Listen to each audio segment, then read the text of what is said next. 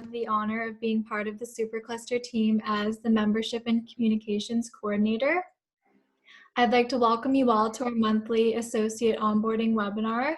Most likely, if you've signed up in the last month or so, we would have corresponded via email and getting your participation agreement signed, so it's great to see some familiar names today.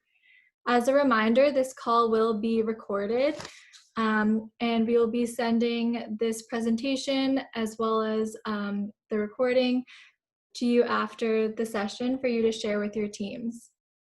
As the majority of the Supercluster team is based in Vancouver, British Columbia, we would like to acknowledge that we are gathering virtually on the traditional lands of the Musqueam, Squamish, and Tsleil-Waututh nations. Before handing things over to Bill Tam, our co-founder and Chief Operating Officer, our goal is to have this be an engaging and informative session. If at any point you have a question during the call, we ask that you please type into the chat box and we will answer them in queue. In addition, we will be pausing periodically to have people on the line who would like to introduce themselves. You can send a quick note in the chat box or use the raise your hand feature to notify me. And we will ask you to unmute your line and share a bit more about yourself and your organization and why you joined the Supercluster. So with that, I'd like to hand things over to Bill Tam. Thanks, Annika, and thanks everyone for joining this morning or afternoon. I know we have folks from across the country that are on this. I see a lot of familiar names, and I know many of you have been involved in our most recent COVID-19 program, and you've joined us recently as associates, so it's great to have you.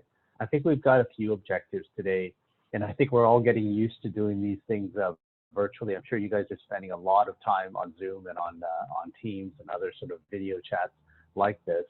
But there's really sort of three things that we're trying to do today. One is, of course, to give a bit of an overview as to what it means to be part of the Supercluster, a sense and orientation for our associates who have just joined. The second is, this is really an opportunity for you guys to introduce one another to each other. We, as a community, we believe really in the power of kind of connecting people, building those networks, building those baselines for collaboration. And the third thing is really just a general Q&A. This is your opportunity to ask a lot of questions, and what we've seen in the past several associate onboarding sessions that we've had is there's a number of questions that people just have about how things work, how it operates. And so feel free to use this as an opportunity to pose some questions, and I'm happy to answer them. So without further ado, I think what we're going to do is kind of jump into the slide deck. I'll use this as a bit of a guide. And as things come up in the presentation, if you have some questions, just throw it on the chat window and I'll make sure that I address them as we go through the presentation. Okay, next slide, please, Annika. So I think that, what's interesting is going back probably about 3 or 4 years when the Government of Canada set out the Supercluster program. And we are one of 5 superclusters in a network across the country. It really was driven by a recognition that we have some tremendous capabilities around innovation. Seems like we're jumping a little bit. Thanks. We have some tremendous opportunities for innovation, and yet, we are falling further behind in a whole range of areas. We're falling further behind in terms of our rank, in terms of global competitiveness and the innovation scorecard, according to the OECD.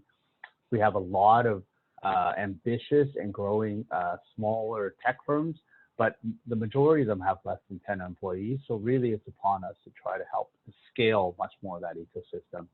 As a result of being small, a lot of the smaller companies find it difficult to kind of go the distance. And so a lot of them don't get past sort of the 5-year mark. And on average, what we're finding is that larger businesses in general, they need to deploy these sorts of innovations to become more productive and to kind of create the competitiveness framework for them to succeed in the future. Next slide, please.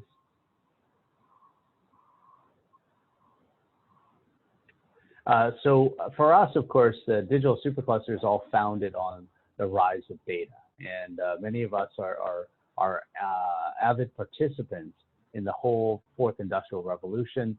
These are the technologies like AI, quantum computing, robotics. All of this is going to reshape how our economy and society operates, and more principally for us, how industry and businesses will interact, compete, and win. Next slide, please. So the global data opportunity, I think many of us have kind of witnessed the rise and the volumes of data that has been created, especially over the last decade, and particularly the past 2 years, there's been more data that's been created than the entire previous history of the human race. In a few years' time, I think internet traffic is going to be an enormous, like over 150,000 gigabytes per second. And the rise of Internet of Things and more smart devices is really going to accelerate the volumes of data that are out there. Next slide, please. And so we're capitalizing on the fact that enterprises globally are going to invest a tremendous amount of money, over $2 trillion on digital transformation in the foreseeable future. Next slide, please. So in the context of backdrop of the supercluster program, all of the superclusters in this network diagram are national in scope, but we all reside in various parts of the country. The digital supercluster, as Annika mentioned, we're kind of headquartered in Vancouver, BC, but we do have folks on our team that are in Eastern Canada as well as on Vancouver Island. Protein supercluster is based in the prairies. The advanced manufacturing supercluster is based in Ontario. And then the supply chain AI, scale AI supercluster is based in Montreal, and the ocean supercluster is based in Atlantic Canada. All of them have national mandates, and many of our members and participants in our supercluster also find opportunities to participate in more than one supercluster. So that's something to keep in mind. Next slide, please. So the purpose I think we drew out for ourselves was really to unlock the potential around innovation in Canada, really doing this combination of assembling the best teams, building collaborations, and ultimately accelerating new solutions that wouldn't have been achievable by a single organization. So that's really the main purpose of the supercluster. Next slide, please. There are some foundational values, and I want to thank all of you for signing on as associates of the supercluster. In your participation agreement, you saw that the values are clearly laid out. And so the moniker within the supercluster is to uphold the values such that we can have the most diverse, but also the most beneficial sort of environment for companies and organizations to work together on it. So these values are diversity, transparency, collaboration, really focusing on what the outcomes are and the results. This notion of building ecosystem for the greater good, to be ambitious and bold, and to work in the context of mutual respect is really important, not only for the development of projects, but the execution, and much of what goes on inside the supercluster is based on these foundational values. Next slide, please. So ultimately, the goals are these, and it's been reflected in our strategic plan, which you can find on our website. But it really is about bringing this, these teams together, the expertise from multiple organizations to develop globally competitive products, platforms, and solutions. And ultimately, that might also result in new spin-outs and new companies. Number two is to build powerful partnerships and alliances, relationships that you wouldn't have otherwise had access to. And it's really reinforcing this notion of having much more of that domestic sort of connection to other players. The third area is really for us overall as an ecosystem is to continue to build up the capacity and the capabilities of the workforce and the digital talent base that is in Canada. And if we're successful, then the resulting products, platforms, and these partnerships will allow smaller companies, SMEs, to really scale, and it really will kind of build the performance baseline for much of the ecosystem, both in British Columbia and across the country. Next slide, please.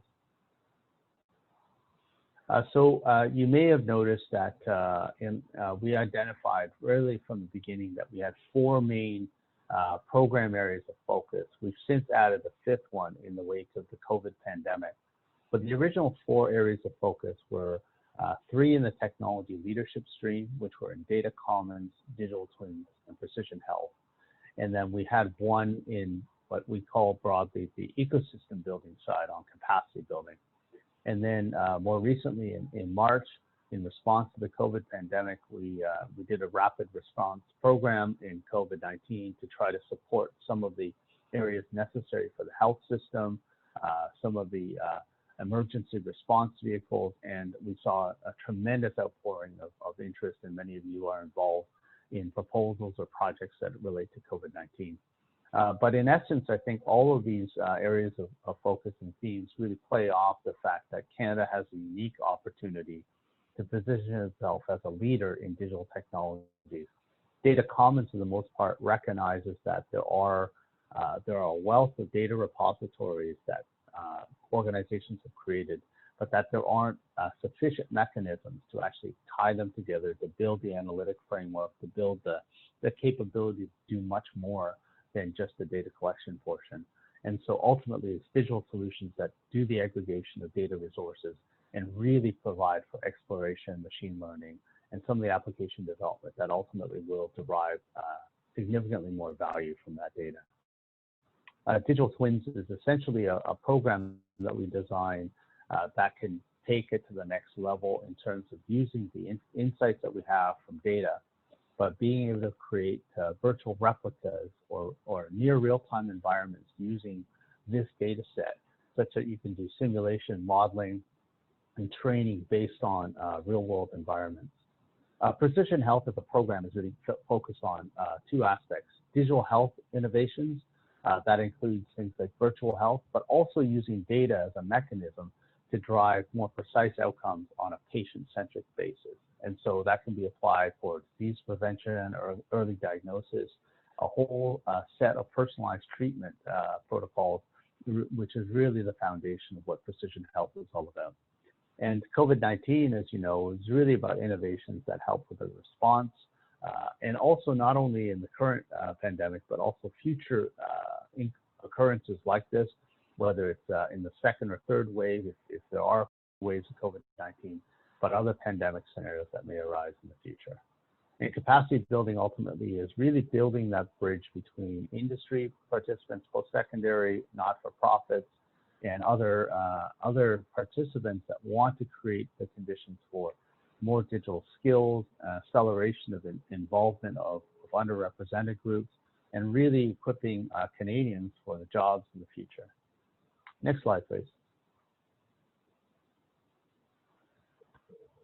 And so far, most of our focus has been on investing in R&D projects. The R&D projects is really done through a competitive selection process. We do an evaluation of proposals. We have independent evaluators that actually have the expertise to kind of select the right kind of projects that meet the goals and the criteria that we're setting out. Ultimately, this program is about tying together industry and innovators. And so at the end of the day, it really is trying to build the connection point between those that would seek to adopt technologies as well as those that are developing it, but it ultimately is an industry-led initiative. And it's about collaboration and the project consortium. And what we do is we match the co-investment. We invest alongside industry in terms of what the overall scope of the R&D project is. And we've seen commitments that range from anywhere from sort of 9 months all the way up to 3 or 4 years in duration. So we do see a number of multi-year commitments based on the outcomes and the goals of the project. Next slide, please. And our community consists of sort of two categories of membership. There's regular and gold members, so what I'll call sort of the full member track, and then there's associates. And the difference simply is for many of you who recently joined as associates, we want to give you the opportunity to participate in projects, to engage in the community, to build collaborations and projects that ultimately are part of the supercluster framework.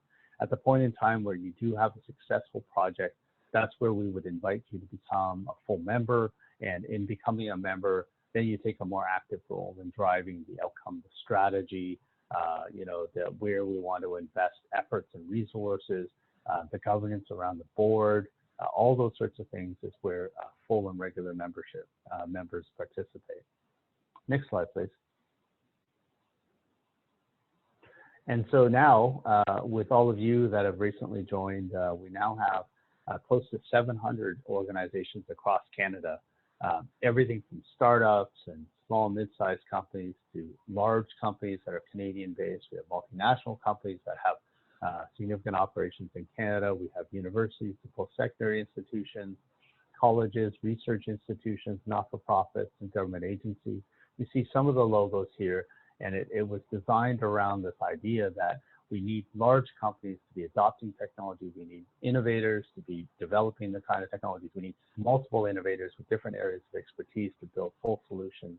And we need the research and post-secondary organizations to kind of bring forward a lot of the expertise that they've been doing in the labs. So really, this is what the membership looks like. And this might be a good time to pause because this is probably an opportunity for any of you who would like to introduce yourselves, get to know one another, and maybe I'll pass it back to Annika to see if there's anyone who would like to introduce themselves. Great, thank you, Bill. Yeah, so if you would like to do an introduction, just send a message into the chat box. I know I can see that Alex has sent a message to everyone. Alex, do you want to do a quick introduction and unmute your line? Thanks, Annika. Thanks very much. Hello, everybody. Hi, Bill. My name is Alex Todd. I'm founder of Reliably Me. We've developed a blockchain-enabled commitments tracking and recognition platform that's going to serve as a data commons for organizations to be able to recognize people for their authentic diligence in pursuing a particular purpose. That can be for in terms of their own personal development or for a social cause. And we're planning to apply for the new capacity building program and to try to identify partners who would like to work with us on that proposal. Thanks for the opportunity. Great, thank you, Alex. And it's great to see that you're interested in our recently announced capacity building program. Alan Diamond, would you like to do an introduction?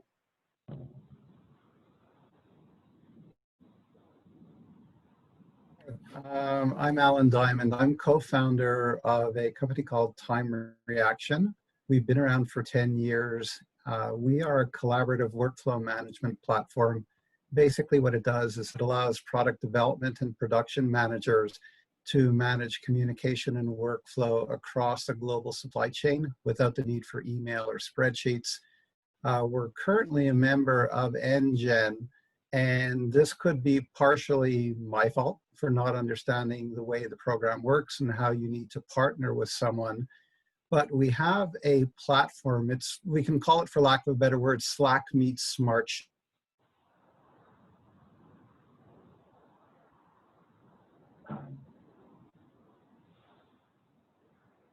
Oh, I think you might have cut out a bit, Alan.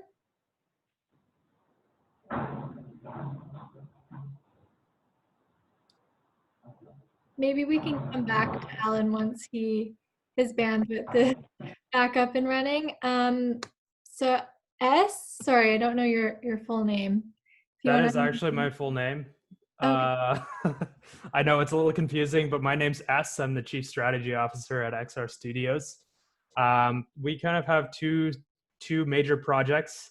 Our flagship product is called Engage, which is an augmented reality city scale platform for basically bringing forward arts and culture in a local context.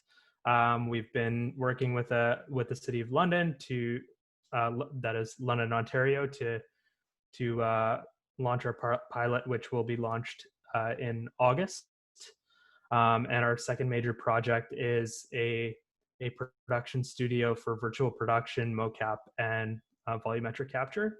And in that second project, we are looking for partners. And in the first project, we're always looking for opportunities to expand beyond the cities that we already have talked to. So looking forward to getting to know everyone else. Thank you so much, S, and nice to see some people from back east. I have Sean Huang, if you want to unmute your line. Yep. Hey, everyone. My name is Sean. I'm the head of business development here at Matador. So we built a geospatial, or you can call it map-based collaboration platform, helping to better manage, visualize, and collaborate on location-based projects. So we help with a lot of environmental oil and gas companies, typically operators and also consultants to better manage location-based projects. So our team, we have a very capable geospatial side, and we're working with a lot of location-based application as well. So happy to connect with you all, and if you see there's any sort of synergies, feel free to connect with me afterwards as well. Thank you. Great to have you, Sean. Andrew Brown, if you want to unmute your line and introduce yourself. Sure. Thanks for putting this together. My name is Andrew. I'm the head of business development for a Calgary-based innovation investment firm called Thin Air Labs. It's been formed over the last year or so. We're in the early process of raising a fund for primarily Alberta-based companies that are focused on health, education, and video game development technologies. So we have a portfolio of about 16 companies. Most of them are based in Alberta. And most of them are health related in precision health, data as it relates to health technologies, and some of the strengths in Calgary around neuroscience and others. So we're earlier stage in terms of fundraising, but we are actively investing in these companies, and a bit of a unique venture capital model where we're focused on building out ecosystem and community in Calgary to support ventures in those specific sectors. So also somewhat recovering entrepreneur myself. I've been through a couple of ventures and understand the space well. And we have a team of 8 core members now that are all ex-entrepreneurs, angel investors, community builders here in Calgary. So happy to be part of this and looking forward to connecting with lots of folks. I've taken a few notes already of people that I'd like to reach out to. So thank you. Great, thanks so much, Andrew. Vidyu from Quality, sorry if I mispronounced your name. Right, no, I mean, perfectly done. And you guys can call me Roy as well. I'm the operations manager with Qualities. We are a St. John's-based company on the East Coast. So we are primarily a corrosion management company. And we have been working with the offshore oil and gas sector here in Newfoundland, and also, in talks with the different other sectors that are, that face similar challenges with the corrosion issues. Now, we are also amidst in the transition between being a service company to a product-based company through the development of a industrial Internet of Things product that would actually help in detecting corrosion in a more efficient way. So that's pretty much the reason why we are here, to actually check out if we can actually find more collaborators and more people to actually get involved with.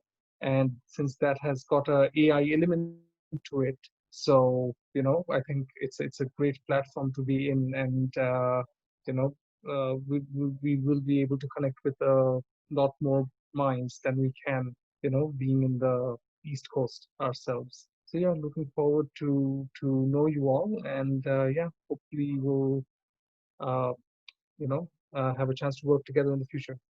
Thank you. Thank you, Vidyu. Glad you could join us today. Vincent from Event-Base, would you like to do an introduction? Absolutely. Yeah, so Vincent Coe here. I'm from Event-Base Technology. We're based in Vancouver. Although my accent, you might think I'm from Quebec, but I'm from Vancouver. Event-Base, we do mobile apps for probably the biggest events in the world. We did event apps for the Olympics. We did for CES, South by Southwest, and we do a lot of corporate events for Microsoft, SAP, Cisco, etc.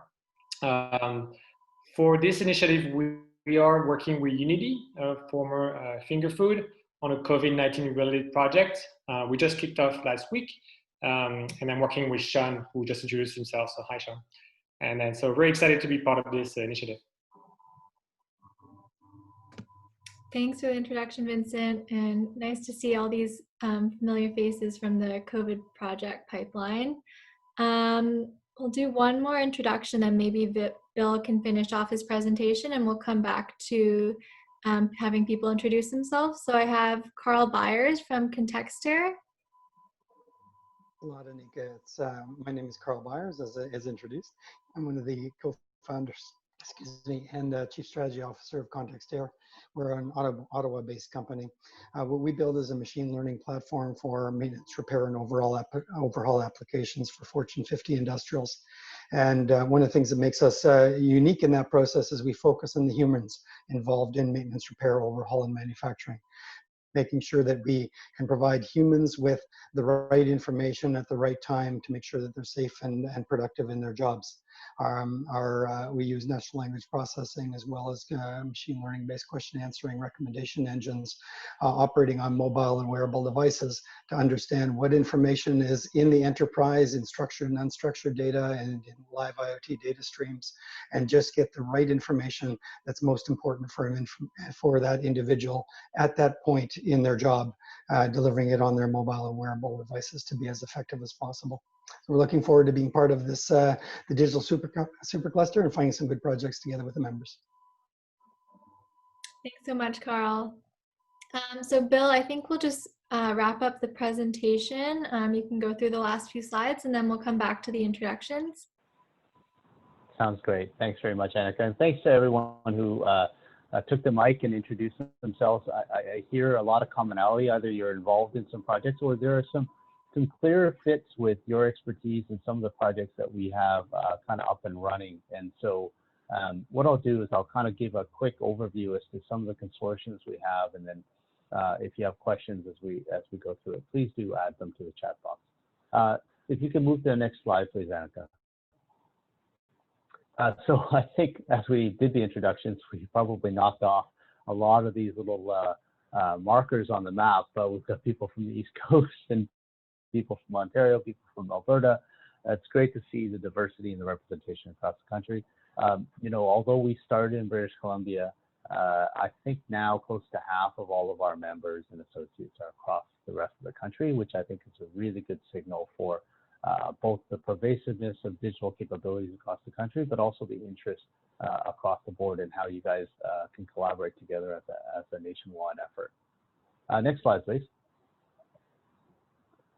So a lot of what it means to be part of the associates and the membership is really about things like this. It's bringing people together, doing sort of informal networking. We find that oftentimes people have private chats even through this to get to know one another.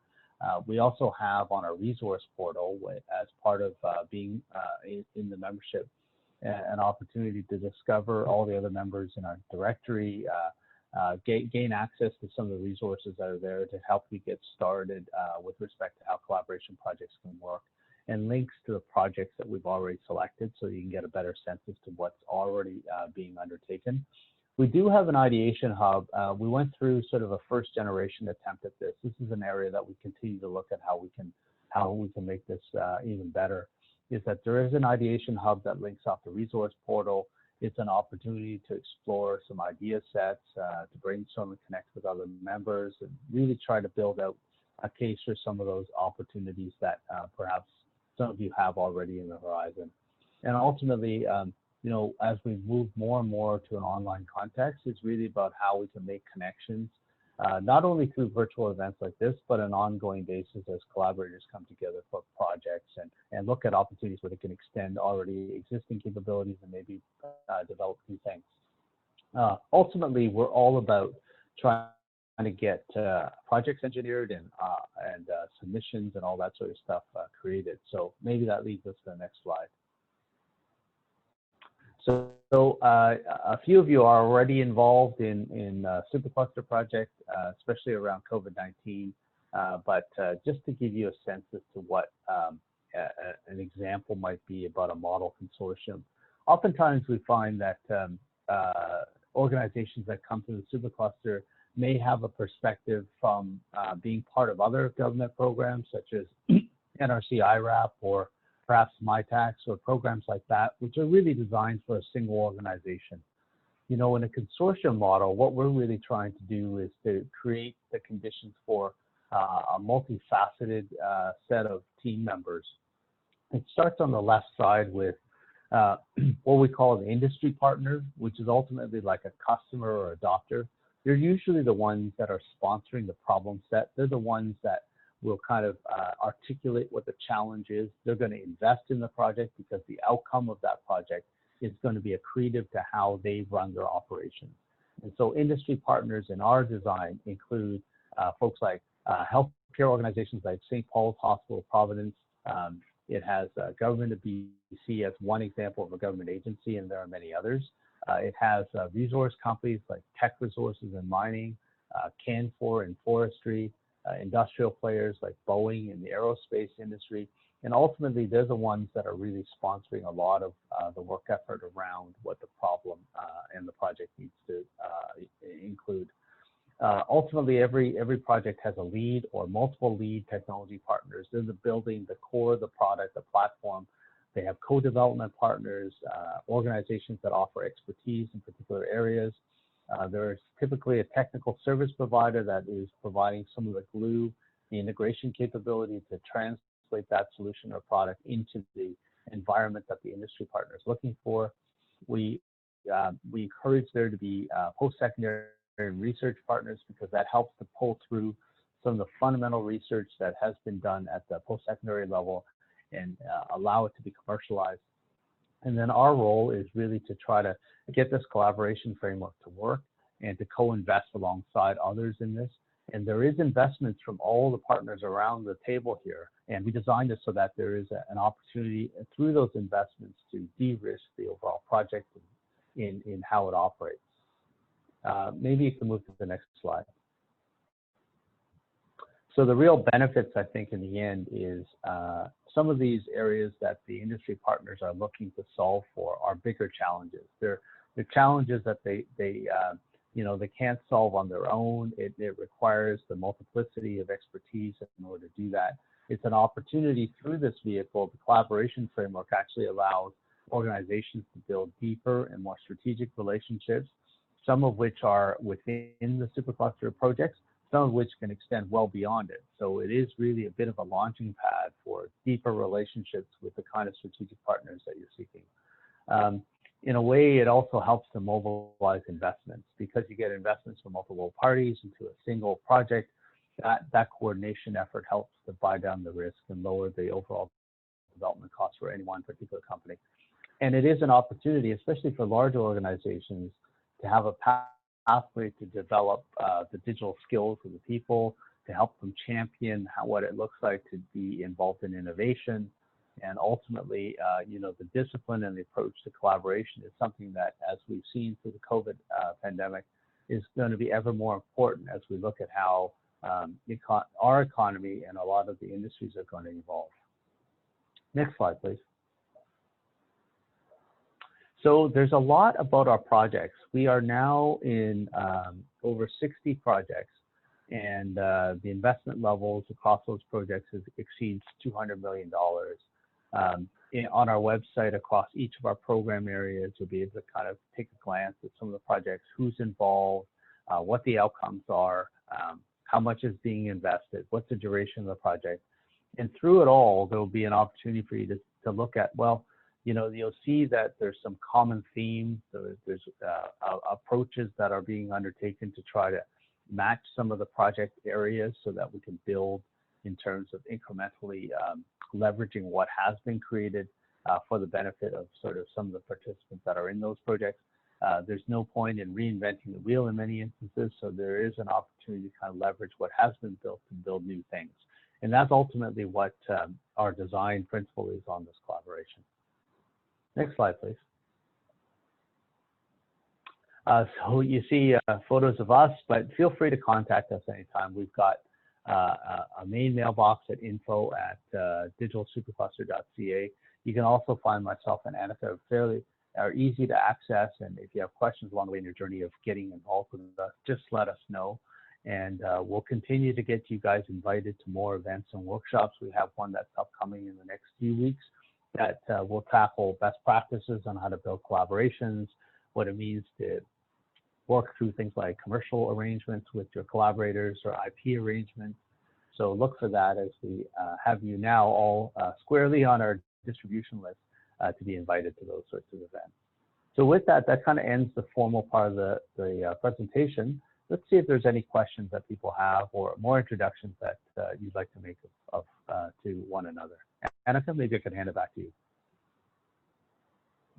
Sure, thanks, Bill. Maybe we'll just continue on with the introductions. And again, like Bill said, if you have a question, feel free to put it into the chat. Chi Ting, if you want to unmute your line and introduce yourself. Hi, everyone. I have a small consultancy, and we work mostly with the industrial sector on developing and implementing innovation strategies. So most recently, we work with the BC government and the mining sector to develop a mining innovation roadmap. So I'm really want to be part of this just to learn more about technology companies and looking for ways to collaborate with the supercluster itself, as well as your partners. Great, thank you so much. Tim from CareDev, would you like to do an introduction? Yep.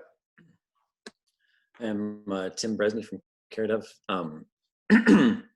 At CareDev, what we do is we help connect people, a lot of people, we seniors with home care and community healthcare services that help keep them healthy at home. So we joined during the COVID stream because it turned out that there was a lot of seniors who were stuck at home and needed to stay healthy. So so the main way that we do to help that is we find all kinds of agencies that provide home care and community healthcare services. We make it easy to find them, to book them, and to do secure referrals online to those agencies. So we're going to be continuing to do more work to help during COVID to really make it easy for people to find and connect with these services that help keep them safe during COVID and beyond COVID.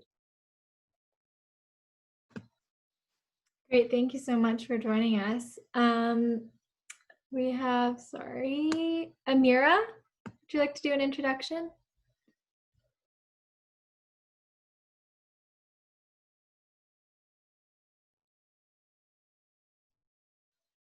You might be on mute.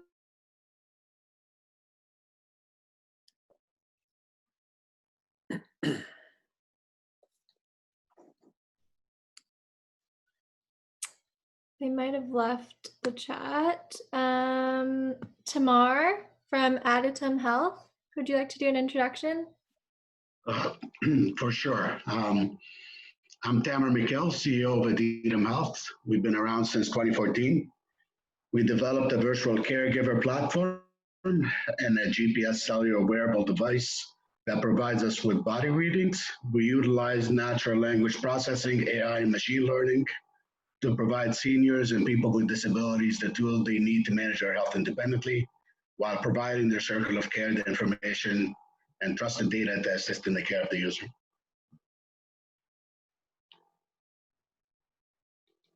That's it. Great, thanks so much. Alan, did you want to sort of come back and do another introduction? I know you got cut off earlier.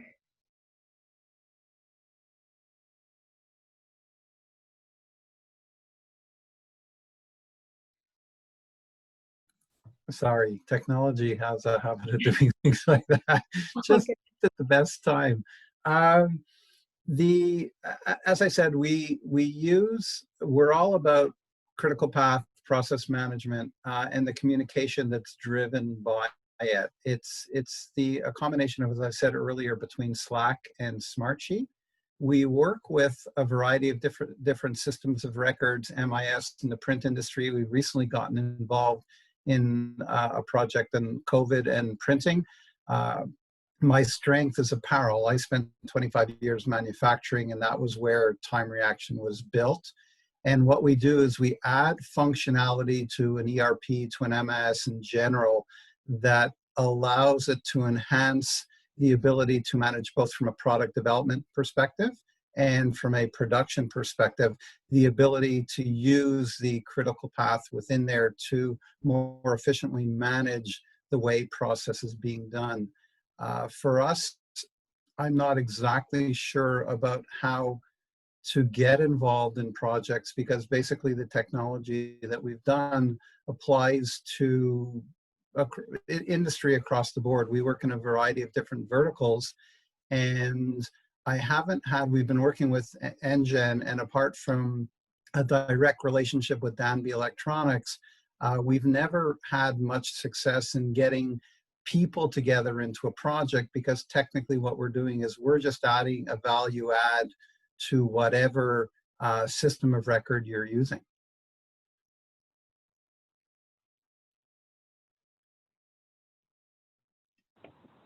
So Alan, we can have a conversation after the fact, and maybe I can help sort out how you might get involved. That would be much appreciated, Bill. Thank you. Great, thank you, Alan. Stefan from Coalesce Health Systems. Hi, good afternoon, everybody. I'm Steve Naylor from Coalesce Health Systems. We're a Calgary-based health software company.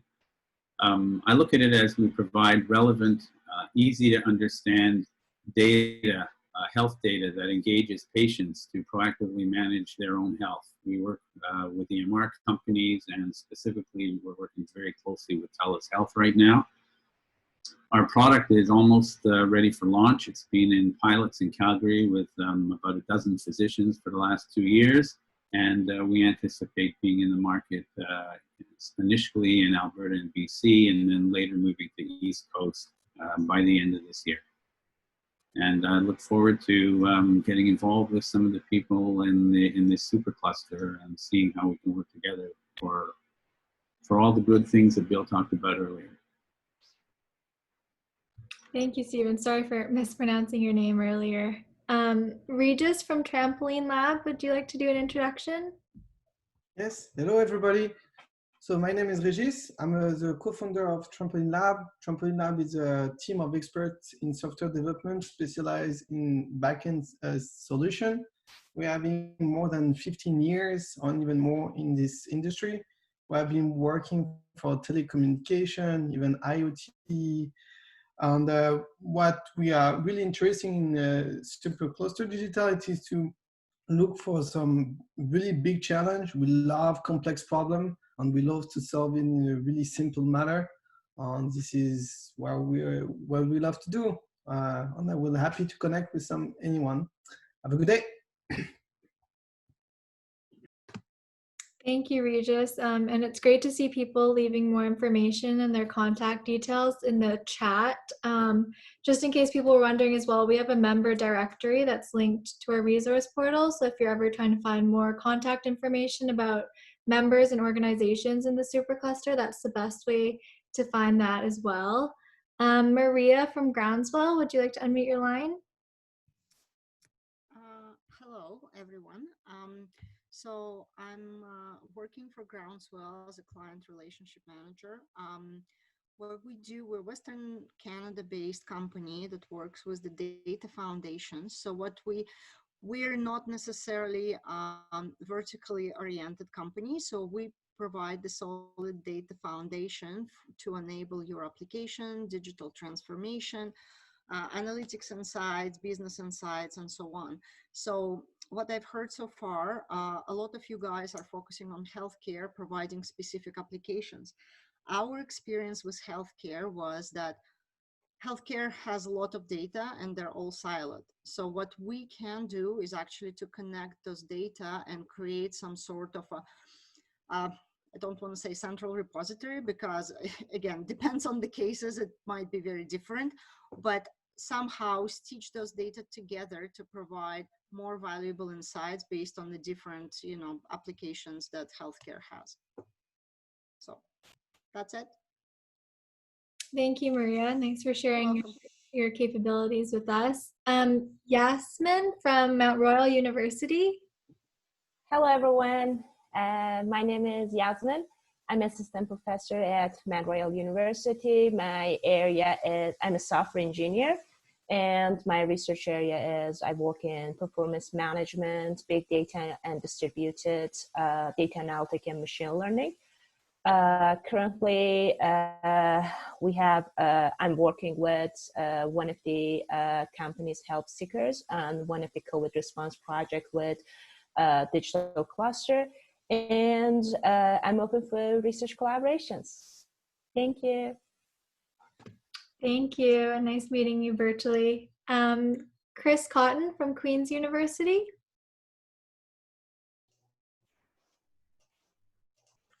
Yeah, hi. I'm Chris Cotton. I'm a professor at Queen's, but I'm here through my role as one of the partners at Limestone Analytics, which is joining the supercluster. We're the economics firm on Project Looking Glass, which is an effort to combine AI-driven risk analytics, health modeling, and economic modeling all in one place for policymakers to explore what the likely outcomes are of different reopening scenarios, for example. And what we do at Limestone Analytics is we apply AI in a lot of our own work, doing economic evaluations and impact evaluations and so on of different projects and policies around the world. But we also partner with a lot of organizations to bring technology to the field in the sense of improving data collection technology in Africa through drones, aerial imaging, video feed AI, and things like this that allow you to more efficiently collect data in challenging environments, or adding economic perspectives and interpretation to a lot of the technology and data work that our partners do. So thank you. Thanks, Chris. It's great to see lots of people who are part of our COVID projects joining us today. Amira, I think you're back online now. If you want to do a quick introduction.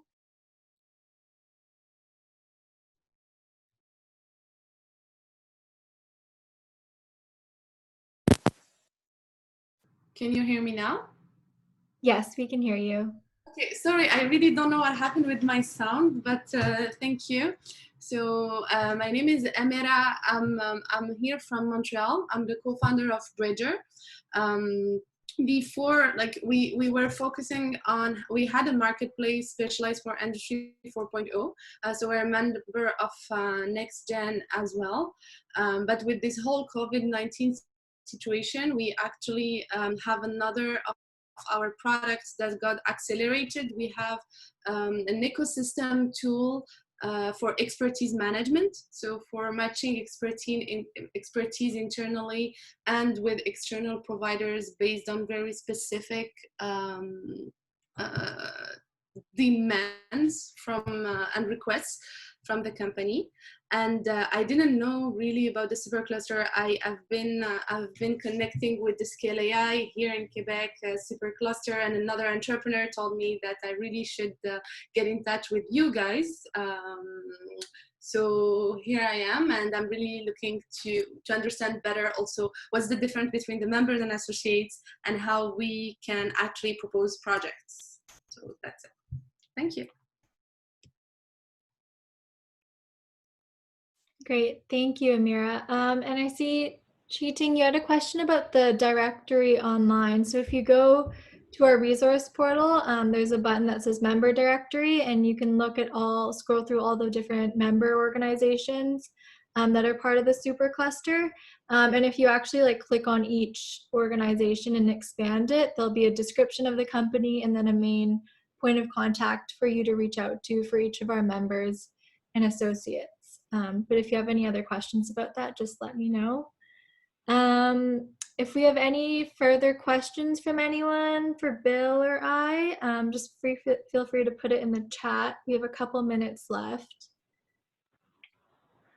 So Annika, let me answer Amira's question about the difference between associates and members as it relates to proposing projects. So Amira, the way that we operate is that we invite all the associates to be able to suggest projects that they want to pursue in collaboration with others. So associates can do that in the early rounds of the project development piece. But at the point in which the proposal is actually selected, or in some cases we did a little bit differently in the previous cycles versus what we did for COVID. But that's where becoming a full member does matter, and that's where our members are the ones who do receive investment from the supercluster. So the difference between associates and members really comes down to are you eligible to receive the co-investment dollars from the supercluster? And so in respect of many of our associates, we made an alternate path, probably a decision maybe about a year and a half ago, that there was no point in trying to encourage associates to become members until such a time as you do have a successful project. For many of the associates that are on the chat today who are part of successful COVID projects, you are probably in partnership with a full member, and that's how I think you're getting the benefit of some of the co-investment dollars. So all of that is outlined, Amira, in our program guide that you'll find on our website, and some of the co-investment pieces, the particularities of that are also available on our site. Happy to answer any other questions you have offline as well. Thank you very much, Bill. Annika? Thanks, Bill. There's another question just on the typical duration for our projects.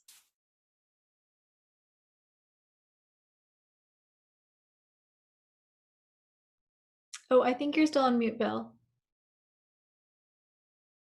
So if the question is, what is the typical duration of our projects?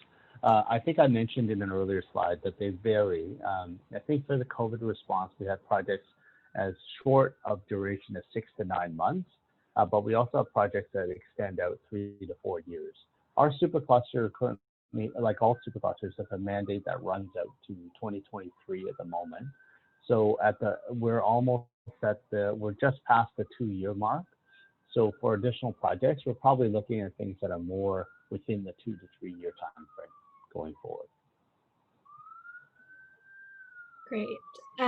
We also had a question about the event you mentioned earlier. Someone was wondering if it's going to be more of a networking event or informational. Oh, so the upcoming event it's a bit of both.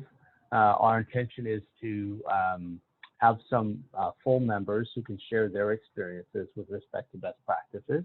There'll be an opportunity for people to meet one another on a similar way that we've done in this session. But the focus is really to give some tools, some tips and tricks as to how to have successful consortiums, the things to really watch out for, especially what we find is that, especially if you're doing it for the first time, what does it look like to have a collaboration? How does it look and feel different than just an integration project? And there is a big difference between integrating an existing set of products versus building that new. There are commercial term arrangements that we just want to give some guidance as to when you have multiple parties involved in a collaboration. What does it look like in terms of having the discussions early enough to say, how do you want to share in the benefits of that project when it's completed? And then that also ties into intellectual property and some of the ownership pieces. And we have a very pragmatic approach to how we ensure that project teams can come together and with a reasonable understanding of where the boundaries are around IP, how each of them will participate in the benefits accruing to the IP that's created, and to make sure that it's all within the framework of respect and collaboration that are foundational to our core values. So that's really what that workshop's going to be all about. Perfect. And we'll make sure you all receive more information about that as those details are finalized. We had a question about the submission deadline for projects. Right. So with each call, so what we've done in the past is we have calls for projects or calls for submissions. In the past, you'll see historically we've had for the technology leadership streams sort of 2 seasons, a fall season and a spring season. But for COVID, we did a continuous intake of calls for projects. So going forward, we may end up doing a hybrid. We're just working on our plans for the next call for projects. You'll receive that along with all other members as soon as we've got that worked through. We anticipate it'll likely be in the fall timeframe, probably in September sometime. But as we sort of wind down the finality of our COVID program, we're going to end up turning our attention to that over the next few weeks. Thanks, Bill. And we had a question from Alex on how industry members communicate their partner needs. Yeah, that's a really good question. It varies quite a bit. We just earlier this week, Tuesday, actually hosted a session with the Ministry of Health. I think some of you were probably invited to it, and some of you may have even participated in it. So we did an ideation workshop for them in terms of what areas were priority areas for them and So we will do that on occasion with certain types of industry partners or members that can express that. Our ideation workshops in general, we try to feature a host of industry members that will actually put out some challenges in the areas that they're interested in. Some of them will put it up on the ideation portal and they'll ask for some support there. In many circumstances, what we find is that there's a lot of informality. So through networking sessions like this, people will meet each other and then they'll have a bespoke conversation about some of the areas that they're looking for, and projects get spun up that way as well. So it really is quite a mix. And so, you know, as long as you keep engaged with us in terms of these sorts of opportunities and these sorts of networking things, hopefully you'll get visibility on some of the areas of interest to some of the industry partners.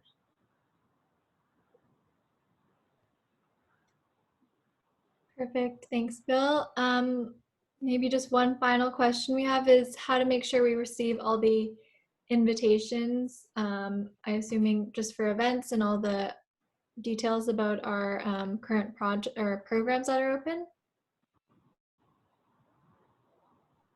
So Annika, maybe you can answer that question, because I think we've got a directory of all of the contacts for all of our associates. So if you're not the main contact for your associate membership, then just send an email to info@digitalsupercluster.ca and we'll make sure that you're added. Is that right, Annika? Yeah, that's correct. So as soon as once you're a confirmed associate, you'll be receiving all of our newsletters and updates following that.